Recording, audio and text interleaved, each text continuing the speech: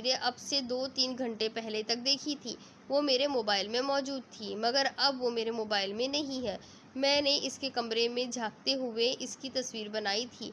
उस वक़्त वो बैठी किताब पढ़ रही थी। किताब की तस्वीर मौजूद है, मैं आपको सेंड कर रहा हूँ, मगर वो मौजूद नहीं है।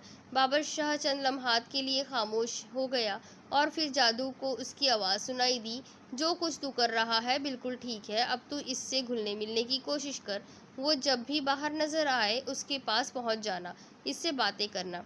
ठीक है शाहजी, मगर तस्वीरें, क्या बकवास कर रहा है? जो मैंने कहा है वो कर, अब फ़ोन बंद कर।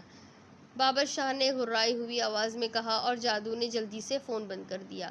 वो अजीब सी उलझन का शिकार हो गया था। इसमें कोई शक नहीं कि लंबे अरसे से वो बाबर शाह के साथ काम कर रहा है। बाबर शाह के पुरस्कार शख्सियत इसके लिए तिलिस्मी हैसियत रखती थी। बहुत से लोगों को इसने बाबर शाह का अकीदतमंद देखा था।